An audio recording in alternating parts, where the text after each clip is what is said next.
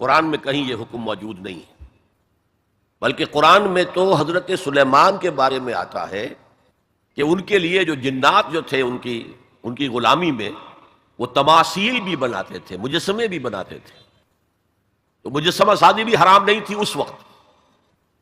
اصل میں یہ حدیث نبوی ہے صلی اللہ علیہ وسلم کہ تصویر بنانا اور مجسمہ بنانا جاندار چیز کا وہ حرام ہے۔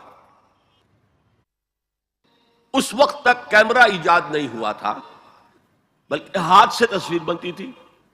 جاندار کی تصویر بن رہی ہے تو ہاتھ سے، مجسمہ بن رہا ہے تو ہاتھ سے، تو اس کے تو حرمت پر پوری امت متفق ہے۔ لیکن جب کیمرہ ایجاد ہو گیا تو ایک نئی چیز آ گئی نا، اس میں اختلاف ہو گیا۔ جیسے شاید آپ کے علم میں ہو، لاؤڈ سپیکر پر ہمارے بڑے بڑے علماء کا فتویٰ تھا اذان حرام ہے، خطبہ حرام ہے، اور فتویٰ کس کا؟ مولانا شرف علی تھانوی رحمۃ اللہ علیہ کا۔ ایک نئی چیز آئی تھی، اس کے بارے میں ان کی رائے ہوئی، لیکن آج آپ کو معلوم ہے کون سی تھانوی مسجد ہے کہ جس میں اذان جو ہے لاؤڈ سپیکر پر نہیں ہوتی اور خطبہ جو ہے وہ لاؤڈ سپیکر پر نہیں ہوتا۔ تو نئی چیز کے آنے پر جو ہے یقیناً اختلاف رائے کے پیدا ہونے کا امکان ہے۔ عالم عرب کے تمام علماء کا تقریباً اس پر اتفاق ہوا کہ چونکہ اس میں ہاتھ کا کوئی عمل نہیں ہے، یہ عکس ہے، یہ جائز ہے، علی الاطلاق جائز۔ اس سلسلے میں آپ کو ایک لطیفہ بھی سنا دیتا ہوں۔ پاکستان میں ایک علماء کی کانفرنس بھی ضیاء الحق صاحب نے کروائی تھی، پوری دنیا سے علماء آئے تھے، کراچی میں کانفرنس تھی۔ عبد الفتاح ابو غدہ رحمۃ اللہ علیہ بہت بڑے حنفی عالم تھے، عالم عرب کے حنفی عالم بہت بڑے، عبد الفتاح ابو غدہ۔ اور یہ اصل میں جو عثمانی حکومت تھی ترکوں کی خلافت والی، اس کے میں جو شیخ الاسلام تھے ان کے شاگرد رشید تھے، تو وہ ان سے ملنے کے لیے مولانا محمد یوسف بن نوری رحمۃ اللہ علیہ وہ گئے، تو ساتھ ہی دعوت دے آئے۔ وہ تو ہوٹل میں جا کر ملے، ساتھ ہی کہا کہ ہمارا وہ دارالعلوم ہے، وہ بھی آپ ذرا وزٹ کر لیجیے، دیکھ لیجیے۔ وقت مقرر ہو گیا۔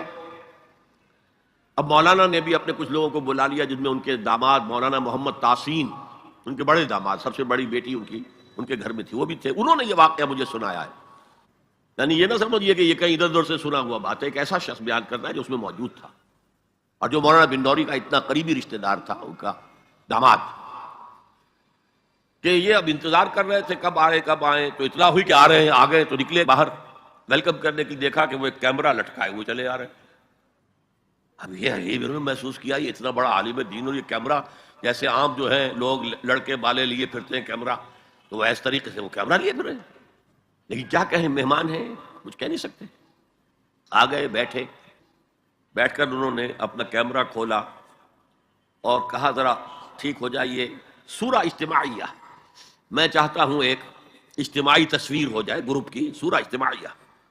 اس پر چیخ پڑے مولانا بن نوری، حرام حرام حرام، ہم نہیں کریں گے۔